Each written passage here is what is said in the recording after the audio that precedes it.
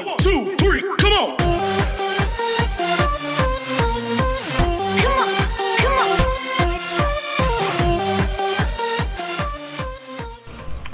Assalamualaikum warahmatullahi wabarakatuh. Halo anak-anakku semua, saya adalah Ahmad Zaki Mujahid SPDI, guru kalian yang mengajar usul fikih kelas 10 pada tahun ini. Yaitu kita akan membahas usul fikih pada bab pertama, konsep fikih dan ibadah dalam Islam pada Madrasah Aliyah Negeri 1 Tangerang. Baik, yang perlu kita ketahui bahwa di dalam usul fikih yaitu ada syariah. Di sini syariah yaitu konsep syariah Islam, yang kedua tujuan dan prinsip syariah, yang kedua adalah ibadah, selanjutnya ibadah mahdoh dan ibadah ghairu mahdoh, itu adalah bentuk ibadahnya, dan yang ketiga adalah fikih, bentuknya adalah tata cara pelaksanaan ibadah. Selanjutnya pengertian fikih. Secara bahasa, kata fikih terambil dari bahasa Arab yakni kata fikhun, yang secara bahasa terambil dari kata faqiha yafqahu fiqhan, yang berarti fahmun amiqun atau pemahaman yang mendalam. Ada beberapa definisi fikih yang dikemukakan oleh ulama usul fikih, yaitu 1. Ilmu yang mempunyai tema pokok dengan kaidah dan prinsip tertentu. Definisi ini muncul dikarenakan kajian fikih yang dilakukan oleh fuqaha menggunakan metode-metode tertentu seperti qiyas, istihsan, istishab, istislah, dan sadr dzara'i. Yang kedua adalah ilmu tentang hukum syar'iyah yang berkaitan dengan perbuatan manusia, baik dalam bentuk perintah yaitu wajib, larangan yaitu haram, pilihan yaitu mubah, anjuran untuk melakukan yaitu sunnah, maupun anjuran agar menghindarinya yaitu makruh, yang didasarkan pada sumber-sumber syariah, bukan akal atau perasaan. Yang ketiga adalah ilmu tentang hukum syariah yang berkaitan dengan ibadah dan muamalah. Dari sini bisa dimengerti kalau fikih merupakan hukum syariat yang lebih bersifat praktis, yang diperoleh dari istidlal atau istimbat, yaitu penyimpulan dari sumber-sumber syariat, yaitu Al-Quran dan Al-Hadis. Yang keempat adalah fikih diperoleh melalui dalil yang terperinci atau tafsili, yakni Al-Quran dan As-Sunnah, qiyas dan ijma melalui proses istidlal, istimbat atau nadhar, yaitu analisis.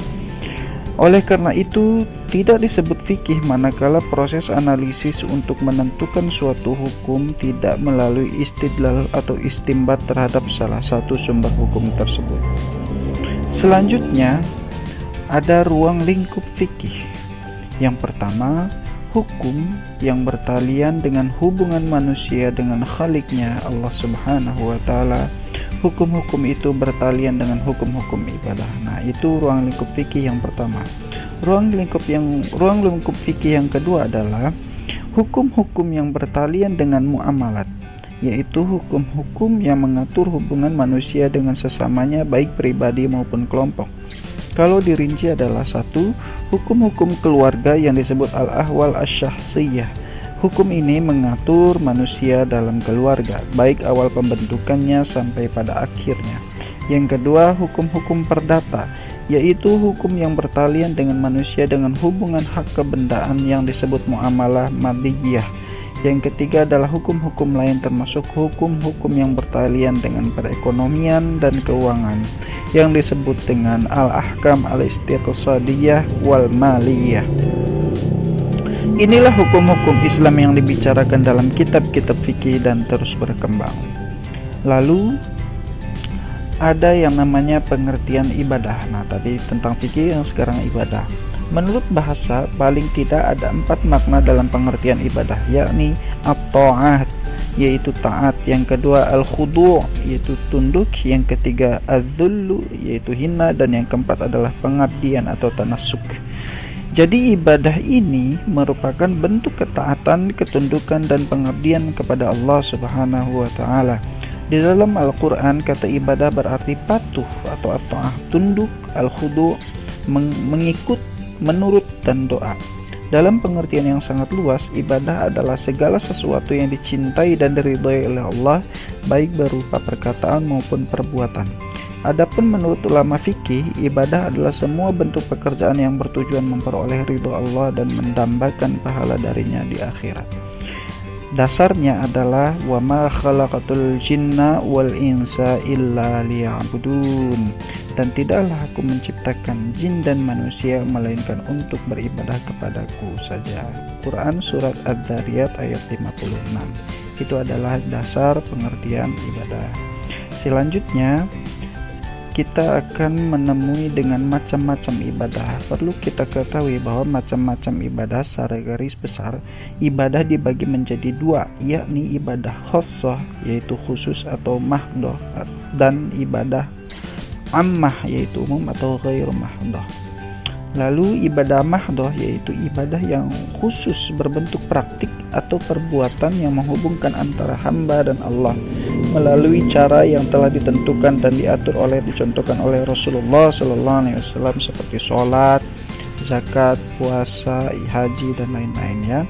Itu adalah ibadah mahdhah. Sedangkan ghairu mahdhah adalah ibadah umum berbentuk hubungan sesama manusia dan manusia dengan alam yang memiliki nilai ibadah.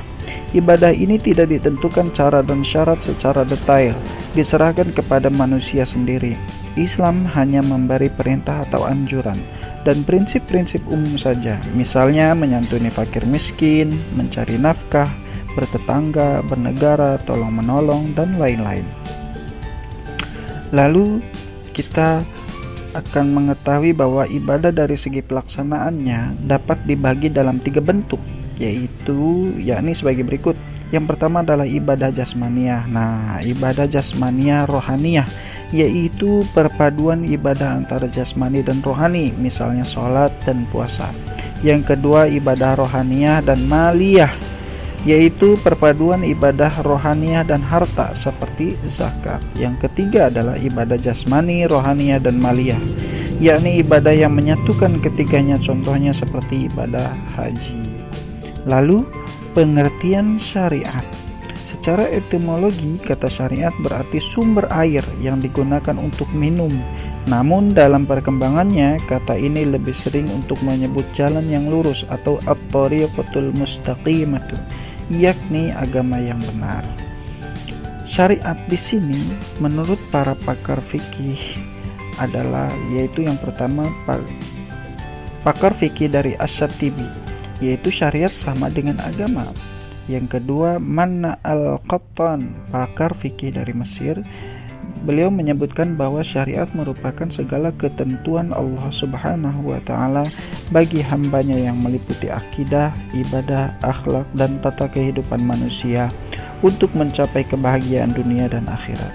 Dan yang terakhir adalah dari pakar fikih Fathi Ad-Duraini.